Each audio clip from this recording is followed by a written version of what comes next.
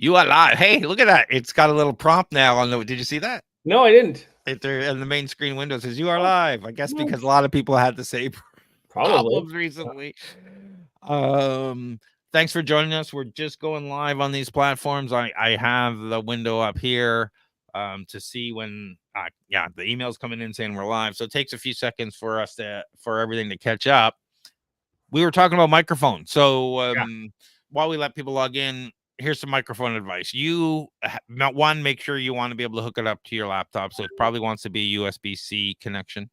Yeah. So you want to just make sure that, because a lot of them aren't. And portability is going to matter to you because you're back and forth a little bit. That's true.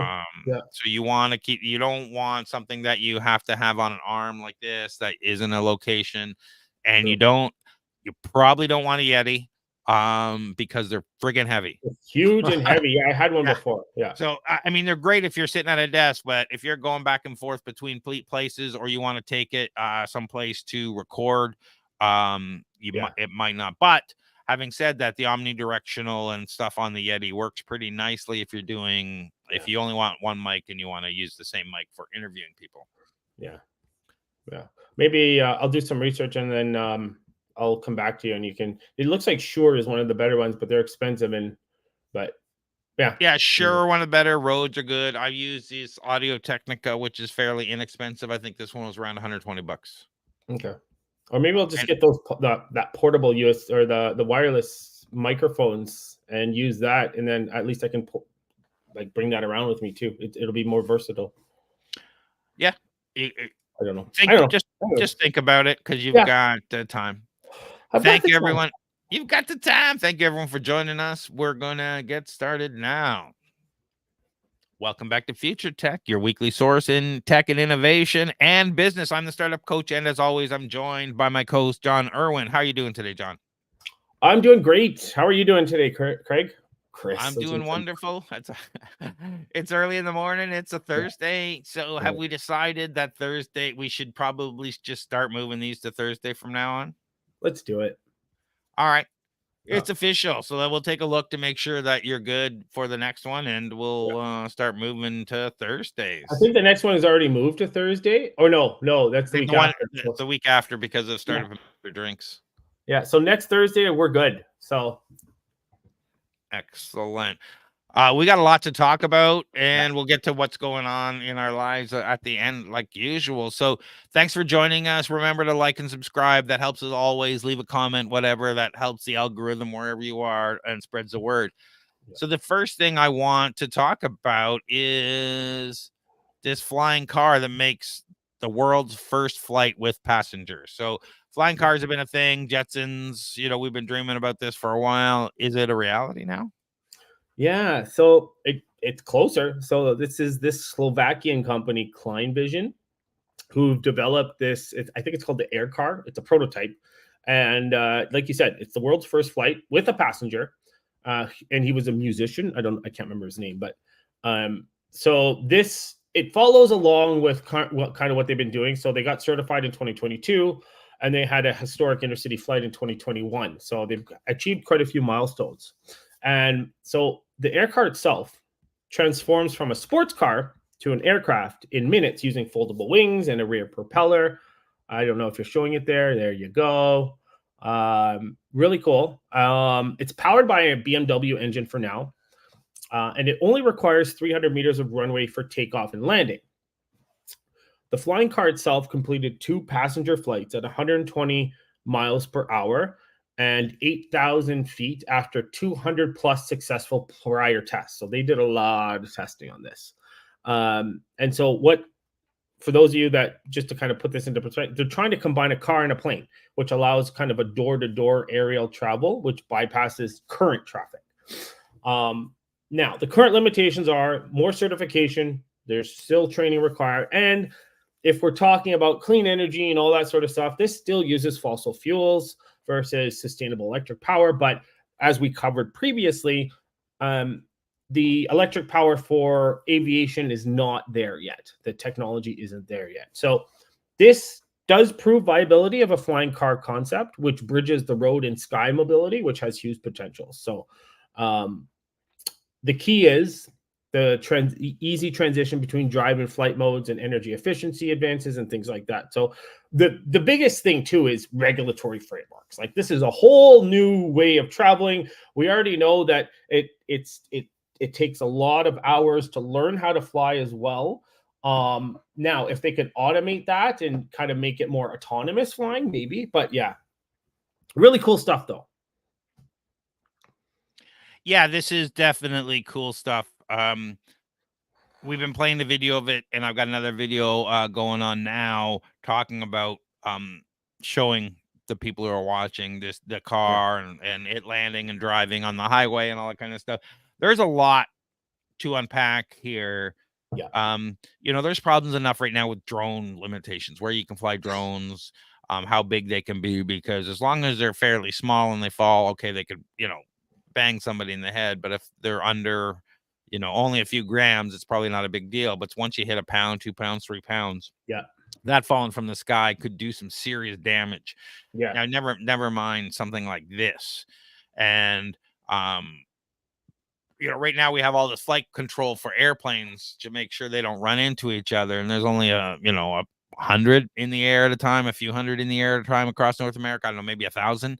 Yeah. It's nothing compared to the traffic that we would get here, in like Toronto, going from Toronto Yeah. to like where we're talking about millions and millions of cars. Yeah. So, what kind of regulation are we going to be Fifth Element, where there's like, if you remember that there was like multi levels, you can Yeah. fly 20 feet, 40 feet, 50 feet, and all these different traffic going on everywhere. When do you see an approval for this type of thing? Never mind the car being ready. When do you see the regulation saying, okay, you can fly these things, whatever the restrictions are? So I think I think certification is going to come soon. So I think that they could start producing a limited number of sports versions by 2024, 2025. But that's certification to produce it, right? So there's regulatory approval, there's production scaling, infrastructure development. That's going to take significant time. So I would say 2026, 2028, if everything goes smoothly. So that's like 4 to 6 years from now. But then we come into what's going to be the cost, right? Absolutely. What is this thing going to cost? Like, a professor invented a flying car called the Air Car version 5. It says the air travel speeds of 125 miles per hour, but this is a fairly old graphic. And I'm putting on my startup coach hat here. People, pay attention. There's a plan for it to go on sale in 6 months, so it can turn from a car to a plane in just a few minutes. Okay, this plan for it to go on sale for 6 months, this picture with that in it has been around for a couple of years. Never put dates on these things. Always talk to it, because you wonder now if they're looking for investment. You say, you've been shopping this around saying you're going to have it on sale for 6 months for 3 years now. When are you actually going to have it on sale? Anyway, that's the question I have for you. When are they actually going to have it on sale? No, that's great. I love that you're putting on your startup coach hat for this, and we should keep doing that going forward. That's phenomenal. So again, yeah, be cautious. Like, I know people are anxious, and there's a lot of early adopters that are going to want to get into this. Now, are we talking millions of dollars for this? I don't think so. I think we're looking at maybe 500,000 for the first ones, maybe $1 million. And that's not bad if you compare it. Like, if you're talking about ultra rich people or people who have Ferraris, Lamborghinis, and things like that, Bugattis, like, this is achievable for them. Now, is it achievable for the consumer? Sure, if you want to lease it, that's going to be a high lease. But again, yeah, they're expecting, based on the article and based on some research, it's going to be between 500,000 and $1 million for the first range. But the thing is, for regular consumers, I'm guessing, just based on things that I've read and research, I'm guessing the price may not become more affordable until 20, 30 years out. And that's only because if they get to that production rate of like a Ford production line and things like that. 500,000 to a million is very reasonable these days for, we're talking about the Gamera, which is probably going to be 3.5 million. Like I keep looking for racing, and the only racing I've seen is in video games. I want to see this thing race.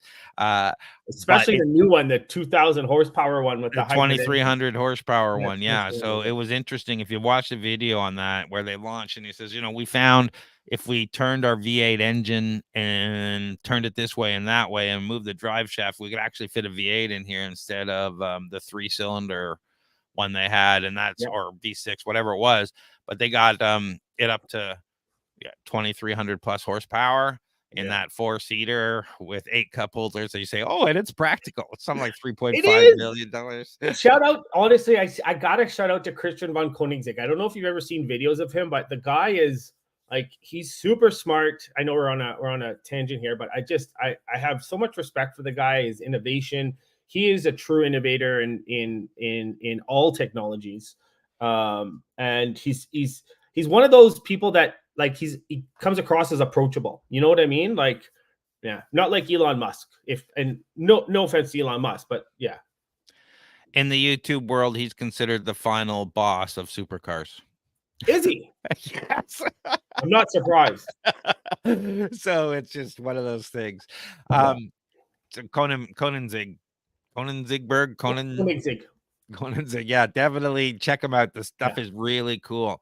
Yeah. What kind of licensing? Okay, I'm gonna go drop $1 million on this. What type of licensing or training? They can't just say, yeah, go ahead and give the kids to your 16 keys to the 16-year-old who wants to go on a date and take the car for a ride. What kind of training and license gonna have to operate this thing? Well, first off, you're gonna need a driver's license, obviously, because if you want to operate it on the road, and then based on what I've read, you're gonna need a pilot's license. So you're gonna have to pass the exams on aviation theory and complete a minimum number of flight training hours.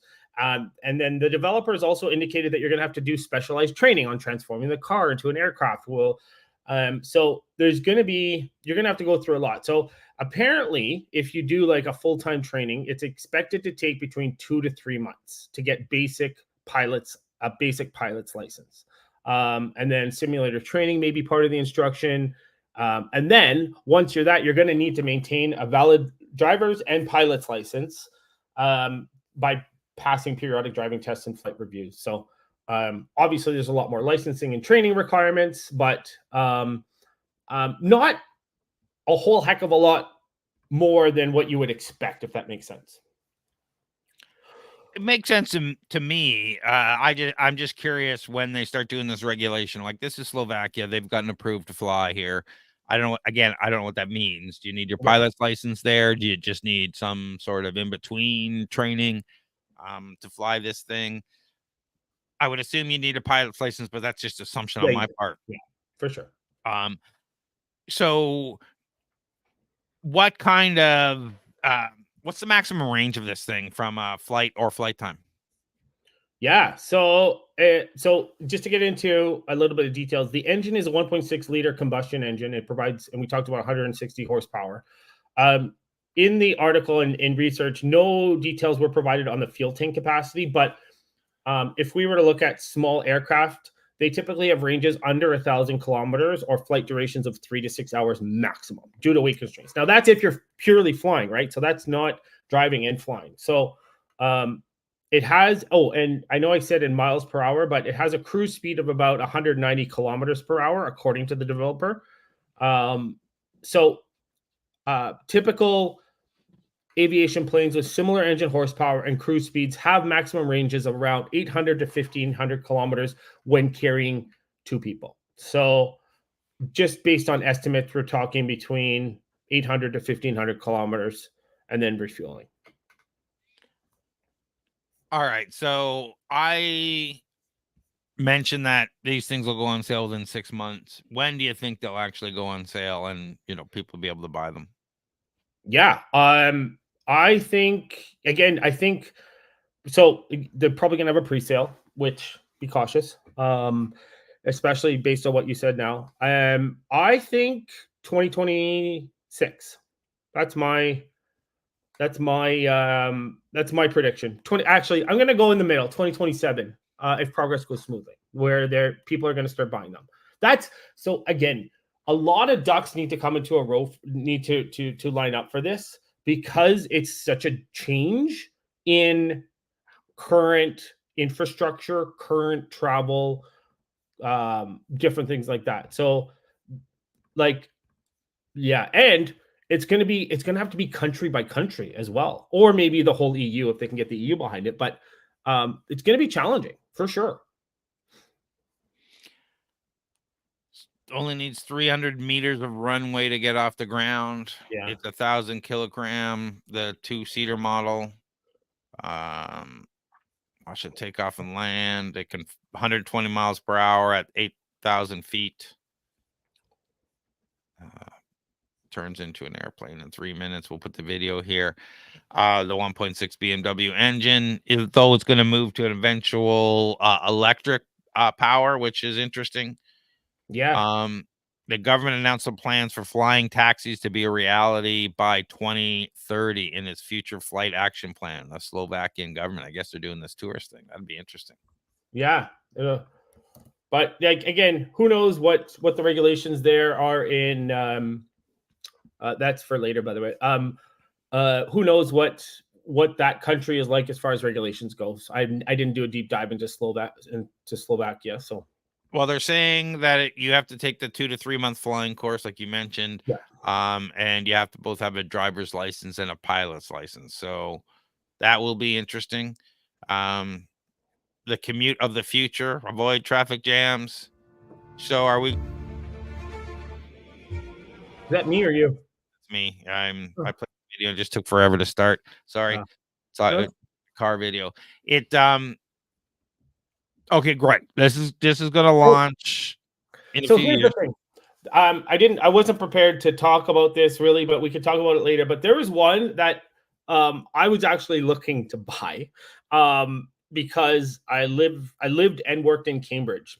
And it was 175,000 and it was a personal flight, like a vehicle where it's like a motorbike kind of thing Yeah. where you just take off straight vertically and you can fly, I think 50 kilometers or something, or 100 kilometers straight.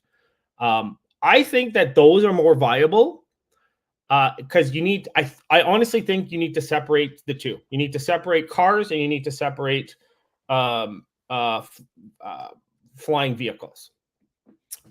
I could be wrong. That's just my own personal thing, but that would be cool. What it was is it would just sit in my backyard, and then for me to go to work, I just hop on it and go drive in a straight line to work. I think that those are more viable if they can get the price point properly than these things. I think the flying car is more of a novelty. I think because of the transition that between car and flying vehicle, I think that presents a lot more challenges than just producing a personal flying vehicle. Yeah, and I'm just jumping around here. If you're watching, this is looks like it's something called the B, Canadian Spring Flying Car, one of the step closer. So it's Yeah, a Canadian built flying car. I was looking for, we had someone in our community do something very similar and had one a few years ago. So I was curious as to see if I could find it, but share this tab instead. So Canadian Auto Dealer Magazine 2022, an actual street driving flying car is now available for pre-sale yeah, but from pre-sale Alpha means nothing. Electronics. Yeah, I'm just for Yeah. Q4 delivers in 2025. So this Wow. was, yeah. So I'm curious to see. Am I sharing that tab? Yeah. And this was November 2022. So I'm curious to see if this company is actually delivering on anything. Yeah. So if you don't mind me going down the rabbit hole for just a little second here, I'm Let's curious do to it. see best innovations, the drive to fly, the flying car just wowed Detroit. It could be in the skies by 2025. Nah, All right. So let's maybe my 2027 prediction is wrong. Let's see.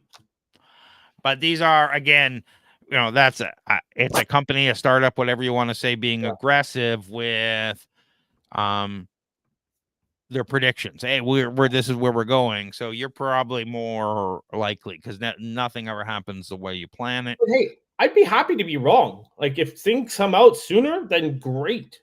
But yeah, But we definitely need some regulation because these are flying lower than more you would normally. You would assume you'd have to figure out what are the what happens if you have an issue. All of a yeah, sudden, you conk out at and you just fall to the ground. What kind of damage would happen? yeah. Are we going to need raised in Toronto, for example? Would we have like I could see a raised platform on top of a few skyscrapers where you come in and land and then drive down. Yeah. So rather than Yeah. actually, trying to fly through buildings or whatever. So Isn't that there's, what Uber was experimenting with? I think they're all trying to experiment, but I don't know about Yeah. experimenting with I don't know if Uber was experimenting with flying vehicles, but they're definitely Yes. experimenting. Oh, they are. Yeah, Excellent. they We are. got Yeah, between buildings. Yeah, but we can talk about that another time. and this is what they enable faster, easier commutes driven proprietary technology that elevates the vehicle without the need for runway. So this Yeah. is interesting and cool. There's some lots of interesting stuff going on here. And I'm really excited about flying cars and seeing where it goes. I know it's going to be a while, and maybe we're not going to get there anytime soon. But I think we're all tired of the traffic jams. Oh, I certainly am. Yeah, that's why when I go to Toronto, I leave at 4 or 5 in the morning, and I avoid, especially now with the gardener. Jesus, kill me now. Yeah, whenever we have to go down there, it's not cool. Yeah, I was actually thinking about parking at the Up Express and then taking that to avoid that. But anyways, we digress. We digress. I have to Up Express. What is that? That's the train that goes directly from Pearson to downtown Toronto. So you avoid Oh, okay. Gardner. Yeah. Definitely. I've seen a lot more people taking it. Yeah. So this next one, and I'll cut out that little bit when we do the podcast. Let's jump into the next one. Space travel. NASA propellantless propulsion drive breakthrough Yeah. defies the laws of physics. So is this going to allow space travel? What's going on here? Yeah, so I think we covered one similar. I think the EM drive before, but this also sounds familiar. So, anyways, we talk about so much future tech. It's crazy here, and I read about so much more than what I post. So, this article specifically covers claims by Dr. Bueller, Ferris Bueller, who's a veteran NASA engineer. His company, Exodus Propulsion Technologies, they apparently have developed a propellantless propulsion drive. Now, I have seen videos in the past of it's like they're using EM waves or some sort of waves for a very to propel a piece of paper upwards. So again, I don't think this is totally far out there. Okay, but Bueller asserts that the drive can generate thrust equal to Earth's gravity without expelling propellant by exploiting asymmetries and electrostatic fields. If true, this would defy our current understanding of physics, Craig, and revolutionize space travel. So there's limited information provided because obviously this is theoretical, but like again, there's lack of concrete details, so there's a lot of skepticism here. But there have been breakthroughs in the past, so there's a long history of concepts though, like the EM drive generating excitement before actually being debunked. So who knows if this gets debunked? But Bueller's NASA pedigree deserves some benefit of the doubt.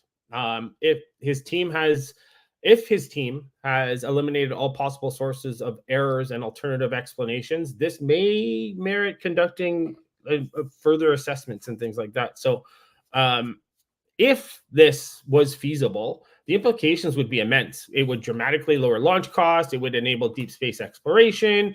There's a lot. So now I'd like to quote Carl Sagan. He famously said, "Extraordinary claims require extraordinary evidence."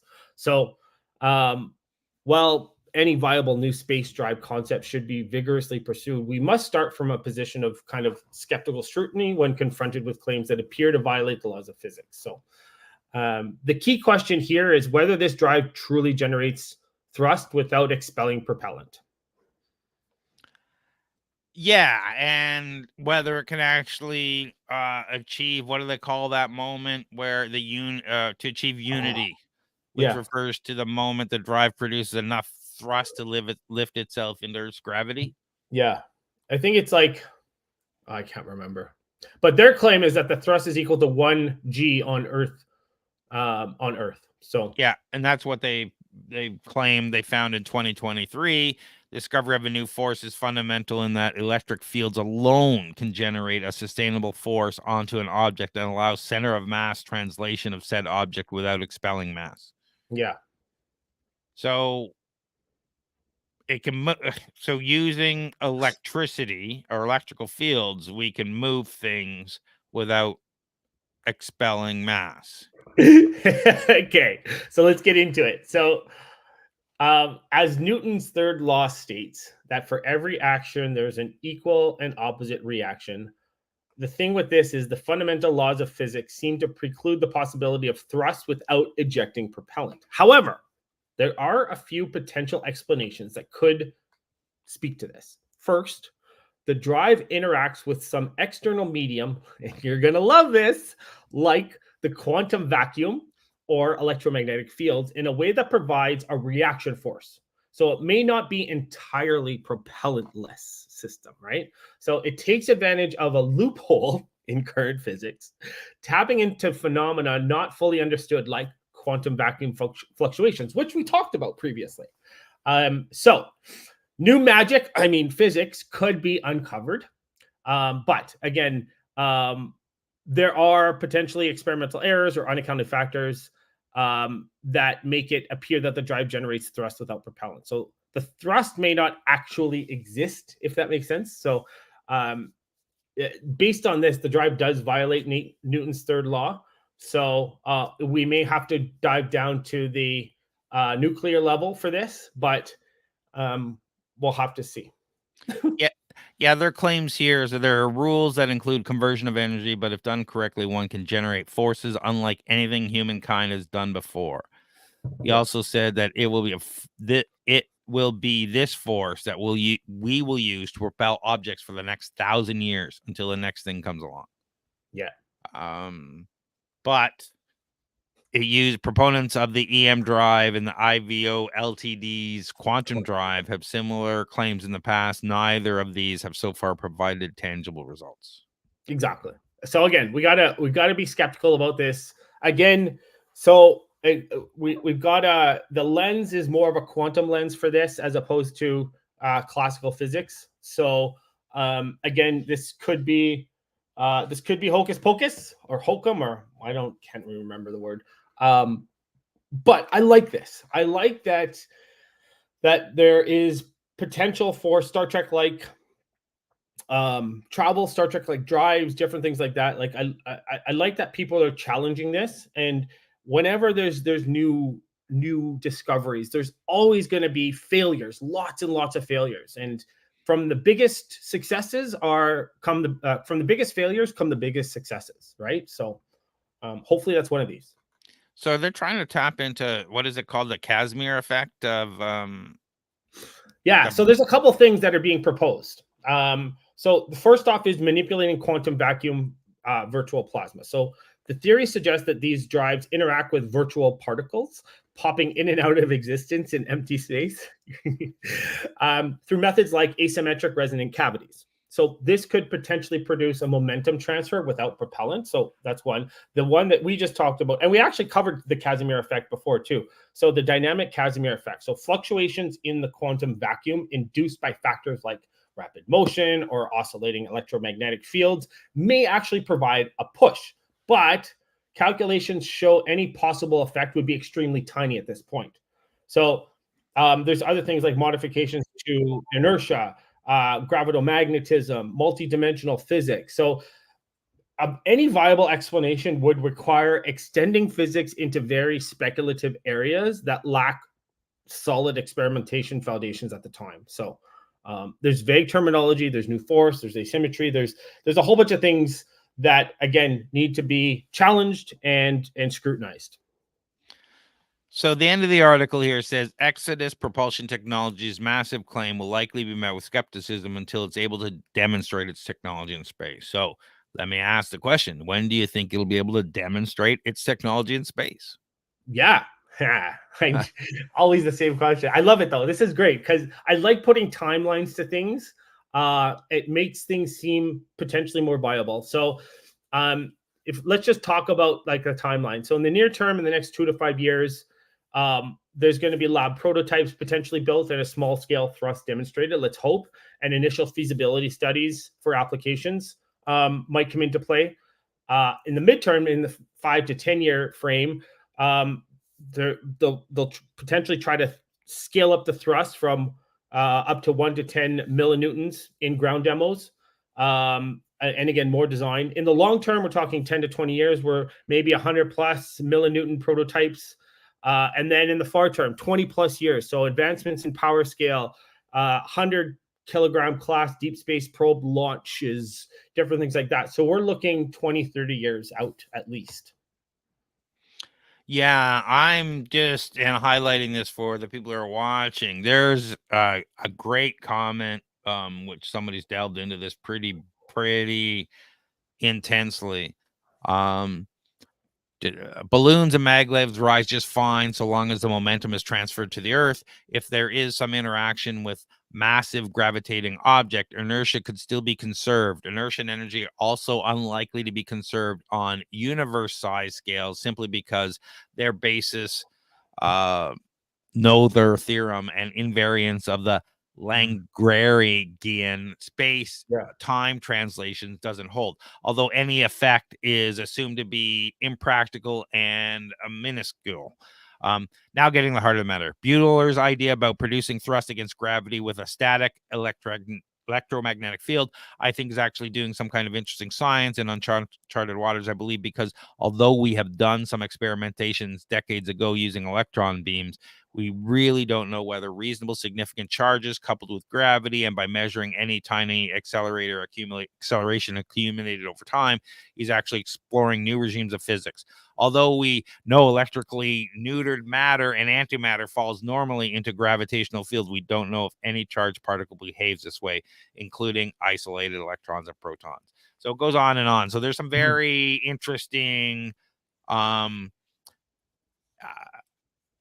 very interesting stuff here around whether this is true or not, whether this is breaking new Yeah. ground, and whether Well, we that can gives actually do promise, this. like what you Yeah, just said there, right? And yeah, and the thing is too is we this might be possible, and we just might not be able to measure it with our current technology, right? And we might not be, because it's so tiny. We might not be able to measure, and we might be able to produce it. We just can't measure it. Who knows? There's a whole bunch of things that come in that are yeah.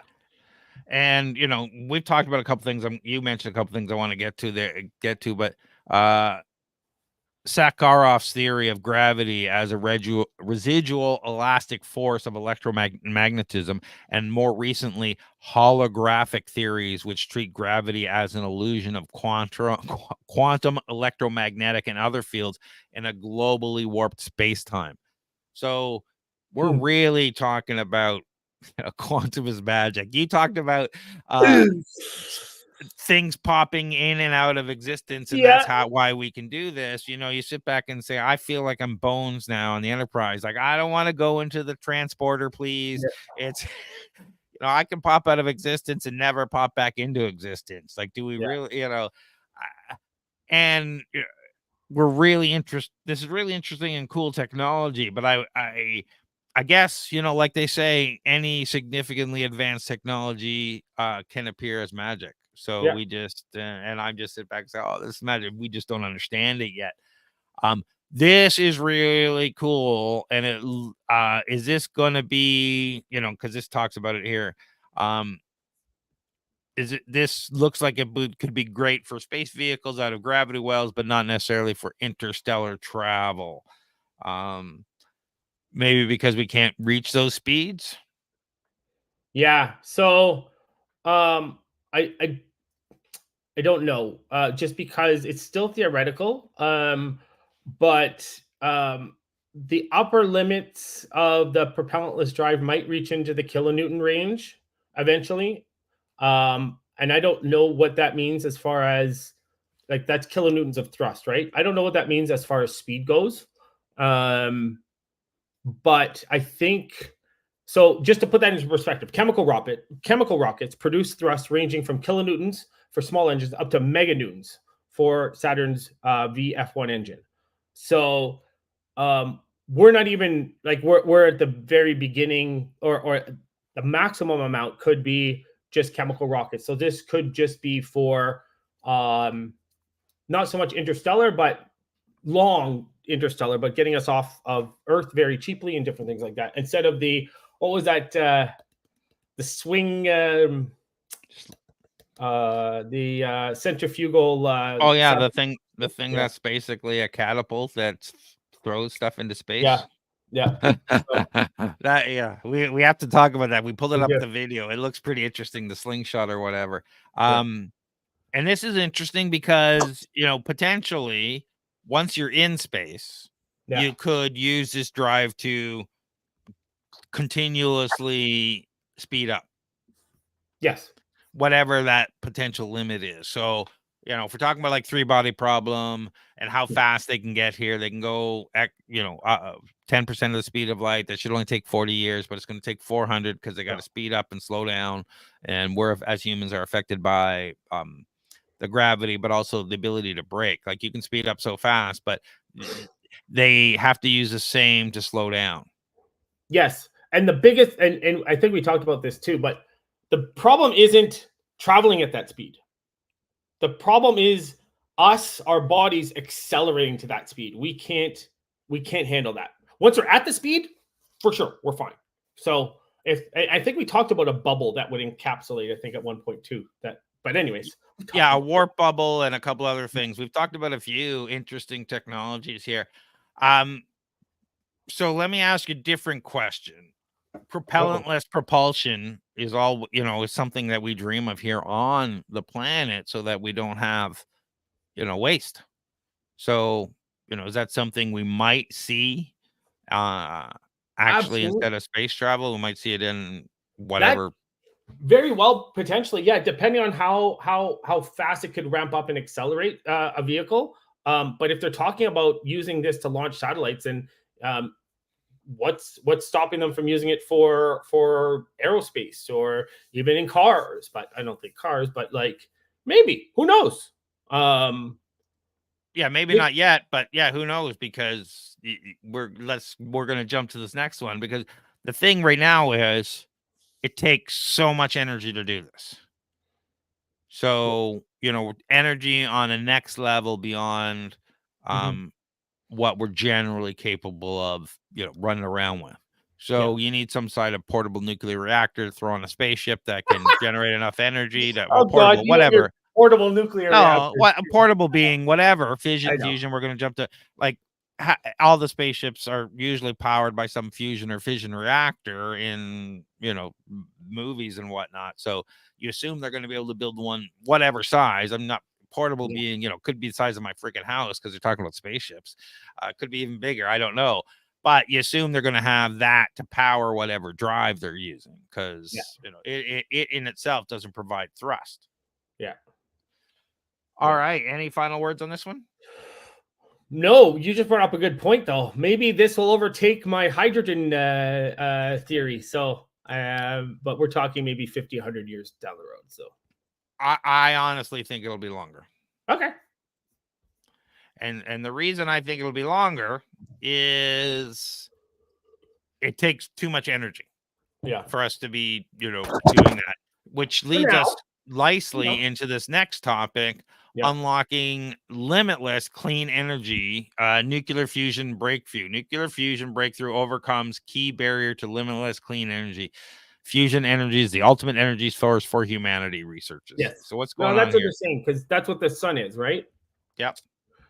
So so researchers at General Atomics apparently achieved a major milestone in fusion energy by overcoming two key plasma physics barriers.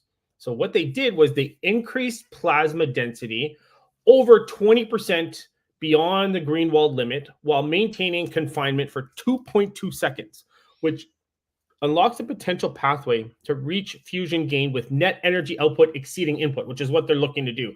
It needs to be sustainable. So the breakthrough, it was in a small tokamak reactor, but scales to larger reactors like ITER. The high density fusion plasmas can enable more economical and compact future reactors. But confinement stability at high densities, that's the challenge that remains, and it's transient. So in order for this to happen, further advances in magnet technologies and plasma control are going to be needed in order for prolonged reactions. And I don't know if you've ever seen a picture of a fusion reactor, but it looks like a snake with all these huge, powerful magnets. It's really cool. The picture you have up there, is the ITER. But yeah, anyways, we're still likely decades away from a commercially viable fusion energy. But this helps. This definitely helps the progress. And if we talk about just the experiment itself, right? So, like I said, it was conducted in a spherical tokamak reactor. It used magnetic fields up to 2 Teslas to confine the plasma in a stabilized configuration. So, it achieved plasma densities like we talked about at temperatures over, listen to this, 15 million degrees Celsius. That's nuts. So, during the experiment, the fusion power output peaked at 1.35 megawatts. So, what can contain 15 million degrees? I don't know. I'm just like, yeah, it That's is a good nuts. question. I should have done some research on that. I didn't even pick up on it until That's okay. I mean, it just stands out. It's like, wow. Yeah. You mentioned a couple of things I want to get into, and I'm playing the video related to this, and it talks about AI and nuclear fusion. What does AI have to do with providing our answers? Well, here's the thing: is AI. The thing with AI, and again, we don't have any real AI yet, and we can get into that later. But what AI can do is it can evaluate multiple scenarios very quickly, very efficiently. It can monitor different levels in nanoseconds, might like ridiculous. So, and come up with complex computations much more quickly than we can. So it could help us to, just like trying to find new drug interactions, right? It's similar to this. It can help us to find the right materials, the right equations, and all that sort of stuff in order to move this forward. So you mentioned, okay, I know what Griswold's is, but what is the Greenwald limit? Yeah. No, we're not talking about National Lampoons. So the Greenwald limit, it refers to a density limit in the tokamak fusion reactors that was theoretically derived by Martin Greenwald, not Griswold, in 1988, which is that the same year that National Lampoon's Christmas Vacation came out? I don't know. Anyways, it establishes an upper bound on the plasma density before instability occurs. So the significance in this breakthrough is that the Greenwald limit predicts the maximum achievable density based on the plasma current and dimensions of the tokamak. So higher densities were thought to lead to plasma disruptions. Surpassing this limit was a major goal in fusion research to enable smaller, more cost-effective reactors. So it proves that much higher densities can be sustained than previously thought possible. So this is one where we're talking a theoretical limit, and now that they're experimenting with it, they're going beyond that theoretical limit, which is cool. So it opens up a path to push density further upwards towards levels needed for that net energy gain. Again, this is what typically happens. There's 2 ways that it can happen with experimenting with theories. Is it could overcome the theoretical limit, or it could be below the theoretical limit. This is great because it overcame the theoretical limit.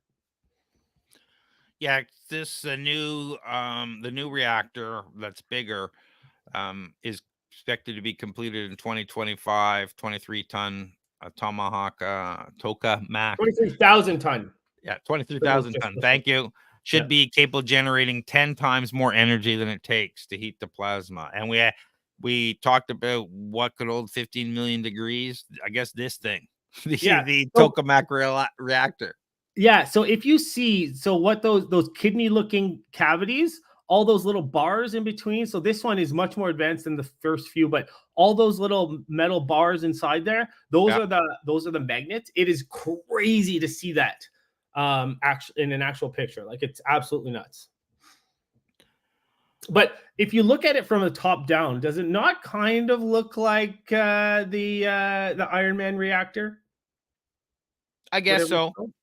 Yeah. Obviously, this isn't, because the Iron Man reactor, it's theoretical or it's science fiction, but yeah.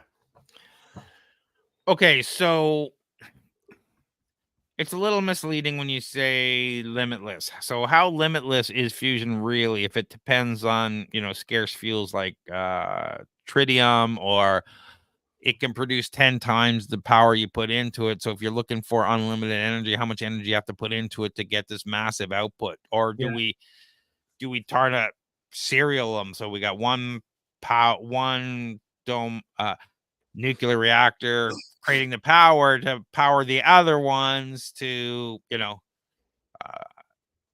giving it more and more energy. Like, how many of these do we really realistically need to run a futuristic planet?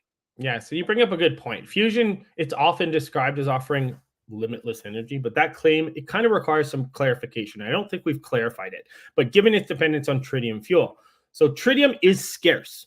It does not naturally occur in large quantities and has a short half-life of just 12 years.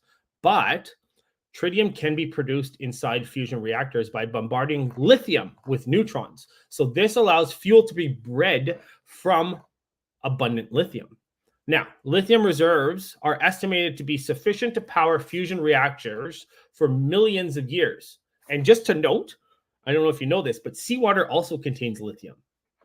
So the breeding process requires an advanced reactor design and high neutron fluxes, and that's still being engineered. So until tritium, I hate the word that they use, is breeding, is perfected, fusion startups may need tritium harvested from existing sources like nuclear plants. So, but the total tritium inventory needed per reactor is relatively small, with just 10 to 30 grams typically. But total demand obviously could strain that limited supply. So some fusion reactor designs avoid tritium completely by using a proton boron fusion, which obviously requires an abundant boron. But this process is even more technically challenging, and I haven't even done my research on that one at all. So, what kind of new magnets would they have had to develop to produce something like this, to maintain all that? Yeah, this is cool. I find magnets fascinating. So, they're likely to require some new magnets and plasma facing materials. So they're going to need stronger superconducting magnets made with niobium tin or niobium 3 tin alloys in order to sustain the magnetic fields confining the dense plasma. So the magnets need to withstand intense neutron radiation from fusion without losing their superconductivity. So radiation shielding is critical. New high temperature superconductors like rare earth barium copper oxides may have enabled the compact spherical tokamak shaped, but plasma facing components need materials like tungsten to withstand heat. There we go. To withstand heat loads over 10 megawatts per meter squared from the plasma. So tungsten tiles are likely needed into interlocking shapes to handle the thermal expansion stresses. Novel carbon nanotube composites are also being developed to resist degradation from fusion neutrons. So there's a lot. They're going to have to come up with diagnostic systems, advanced blankets. So extreme demands from the hot, dense plasma that require obviously constant innovation in magnets, plasma-facing materials, diagnostics, and other components in order for this to continue to scale. do we know, and this is out of the blue, so because we Yeah. haven't done the analysis, do we know how these compare to the type of nuclear reactors that Bill Gates is trying to push, their 6th gen nukes that eat their own material? No clue. I All right. don't. I don't even. I actually, to be honest, I haven't even looked into. I heard it once, and I totally forgot to look into what Bill Gates is developing.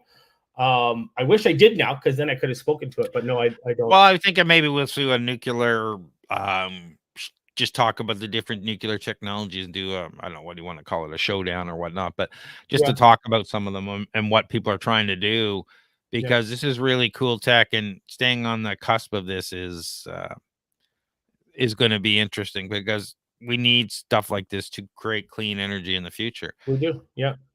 So I was doing some research and I saw a video from Elon Musk where he says that if you took a nuclear, have you seen have you heard him say this? No, but Okay. just Elon Musk. Sorry, I'm Yeah, I laughing at you. know. And I just like, he said that if you took a nuclear power plant and just removed it and in the same space put a solar panel farm, you'd generate more electricity. And I couldn't stop laughing. Like, I What? don't know who he's fooling. Um, yeah, I it's call like I call bullshit. Sorry for cussing. if that was the case here in Canada, we would be energy abundant. We have lots of space to put up these solar Yeah. farms. Well, Um, but the difference is nuclear power, nuclear fission, can be generated 24 hours, whereas solar power can only be generated with when the sun's out, guns out. yeah, and all of that. But then Yeah, we need battery storage and whatnot. But obviously, he's in that area of space. He doesn't want obviously. things to Yeah, change. But it seems like a ridiculous claim. I agree. So with this, the next test being in 2025, when do you start seeing commercial fusion I love reactors this. Yeah. coming So online? yeah. So the thing is, the cool thing about this is that the latest breakthrough, it demonstrates fusion viability. Okay, but it's still far from power generation. So if the experimental reactors can demonstrate a net energy gain this decade, we could see a prototype demo plant built by the 2030s. But obviously, scaling up to the full size, we're looking at 2040s, 2050s. So the thing is, because the pilots, they'll need to run for years. They're going to have to test reliability, economics, operations, a whole bunch of things to make sure it's safe. The cool thing about this is it doesn't produce nuclear waste, right? So we don't really have to worry about that.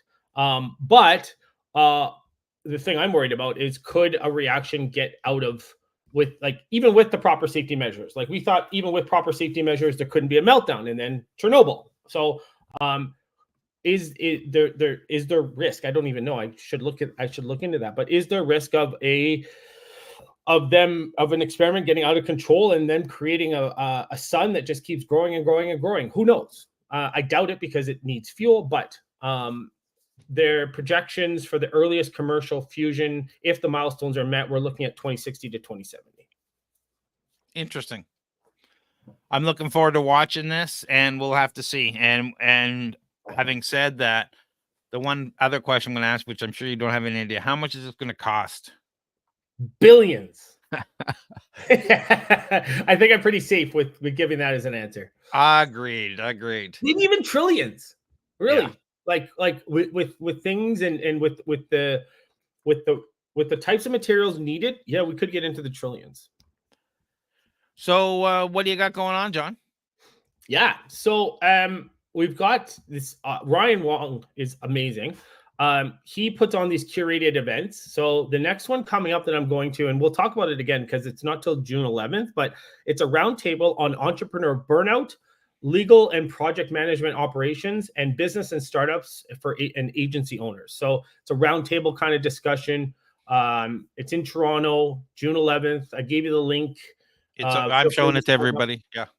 Feel free to sign up. You have to register, but I have to say, Ryan puts on some great events. And Craig, if you're around and you can come, I highly suggest it. One thing is that we're working on maybe some events in the Kitchener-Waterloo or Burlington area, so have a look out for those. But the biggest thing, the one I'm most excited about, is May 30th. We've got startup drinks. Definitely. I was showing that Entrepreneur Roundtable, startupdrinksTO.com, May 30th, Startup Investor Drinks. Come on out and meet with, 60 to 100 entrepreneurs, founders, ecosystem partners, and investors. Pitch to the audience, whatever. If you're got a startup, you want to pitch your startup, great. If you got a business looking for customers, great. If you're, a developer looking for work, great. You can pitch to the crowd. That's the whole point. And potentially learn some amazing speaking and presenting strategies from the one and only Will Greenblatt if he comes. He's usually there, and we usually have we have funding experts, pitch experts. We have a lot of people in the room to help people out. So definitely check out Startup. And we'll give away another $25 GC. Oh, will we? Excellent. Yes. There you go. Another I'll pitch winner, $25 gift card. Will usually brings a book to give away. We usually have a couple of things. Yeah. I just wanted to mention, because of that roundtable on entrepreneur burnout, mentioned to Ryan that maybe he should reach out to, if he can. He might not know them. Happy to connect you to Hamza Khan. He wrote the Burnout Gamble. He does TED Talks on it. I've had him come out and speak about burnout for me. Yeah. Great speaker. And he wrote the book on burning out. So if you have a chance to include him, that's fabulous. If you have 2 or more developers or are working in tech, maybe people should talk to you, John. Yeah, if you're developing new tech, if you're using AI, if you're pushing the limits of technology, come talk to me. There's grant funding, there's tax credits. Find me on LinkedIn, JONIRWIN on LinkedIn. You'll see my smiling face.